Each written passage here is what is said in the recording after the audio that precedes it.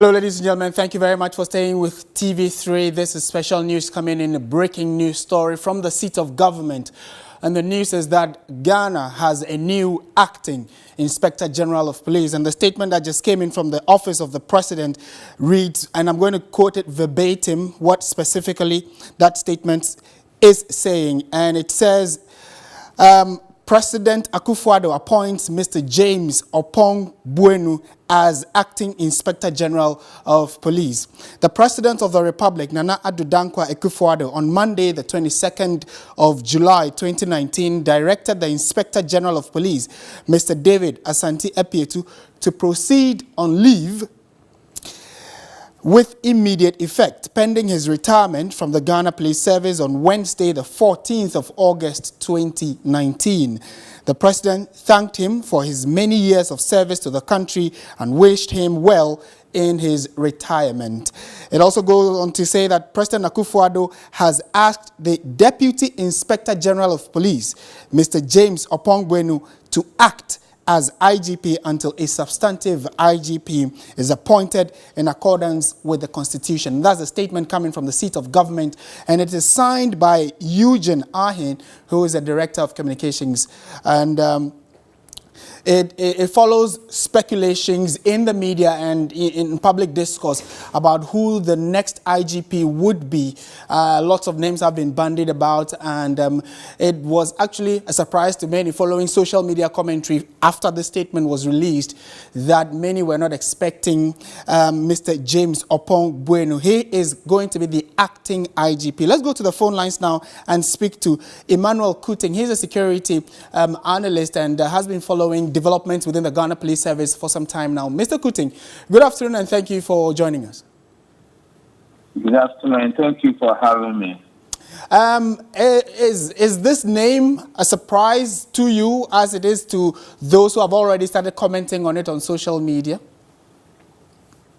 Well, it's not a surprise to me at all, but the curiosity has to do with the wording of the letter from the presidency directing the IGP to proceed on leave. Right. Given that we are all aware, he has up to the 3rd of August to go on his mandatory leave pending retirement. So the coming days will kind of unravel the reason behind the directives. But some of us are not quite surprised at all. Probably he might have told the presidency, or he might have asked to go on early retirement, given that he has served and his time was even extended. We can never know. At the moment, we can only speculate. But I'm not sure there is anything untoward. But the wording from the presidency, if you read the letter, is quite suspicious. And in the coming days, we interrogate it very well and see the reason behind the early directive.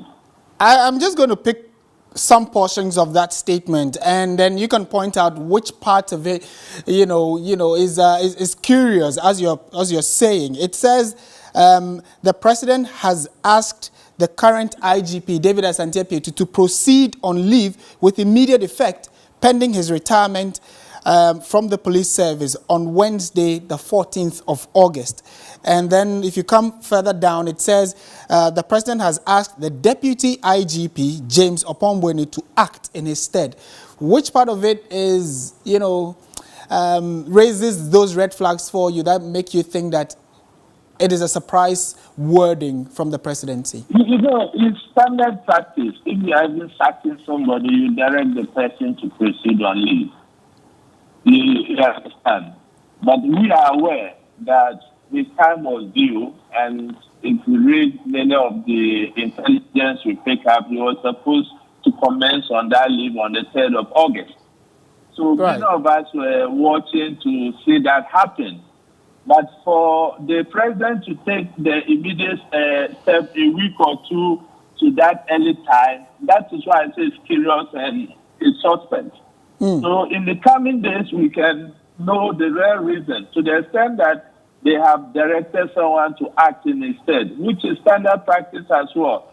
One may question the agency, why we couldn't wait for the few days he has got left on his term to expire, to just see through his term than directing him to go on retirement. But let me be quick to add this, my brother. I will urge the President, His Excellency, to honor the good people of Ghana, the women of this country, and make sure that in consultation in appointing the next IGP, he should stand his ground and make sure we elevate a woman to the position. Because we've never had a woman IGP in this country. And if you look at the current crop of commissioners we have only 2 women. And I think it is about time we empower and encourage our women, especially the young ones that are growing up, to take active interest in security as a career. So if we don't encourage those at the top to hold positions at the top, how are we ever going to encourage our younger ones to come? The excuse have always been that women don't aspire to the level of commissioner side that they can be appointed. How many times can we have our women commissioners competing with the dominant male counterpart? I think Ghana cannot wait to have our next IGP being a woman. And the president must honor the good people of this country and women for that matter. Right, Mr. Kuting, information we've also gathered indicate that the current IGP who is retiring in the next few days is going to be handing over to Mr. Oppong Boanuh, who is actually 60 years and turned 60 in October 2018, that is last year. First of all, is an issue of age in appointing a new IGP, does it come up at all? And while you answer that, what also do you make of the fact that there are those who are saying that the president should start looking at younger folk who are or younger commissioners of police who can be elevated to the position of IGP? If you look at public policy management, age must always be a factor. The phenomenon of we appointing IGPs who have a year or 2 to go on the retirement is not helping the police as an administration. More often than not, they are not able to plan and give the service long-term development agenda for the service. That is why we are having the current crisis we are having within the service, where you realize that we don't have properly trained police personnel, their welfare are not taken care of.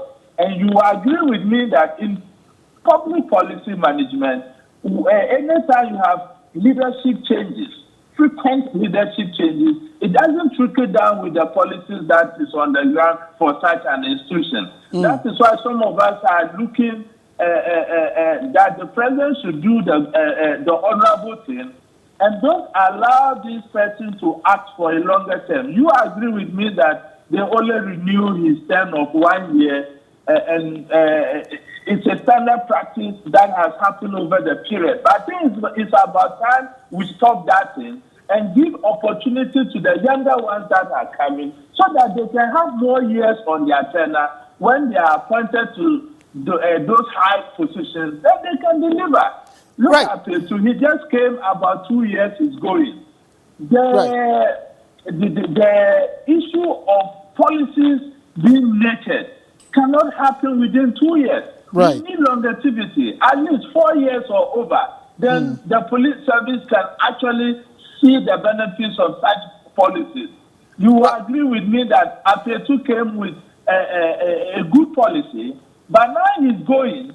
I don't know if the next IGP will continue with such a policy. You know, the transformation agenda he brought that we are currently working on. That is precisely some of the things we are talking and looking at. So the government should inspire confidence in the system.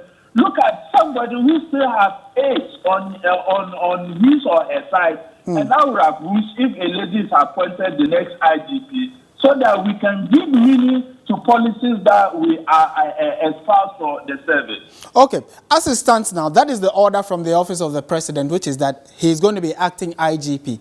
Now, who is the current deputy IGP, Mr. Oppong Boanuh? Do we know him, what he brings to the table?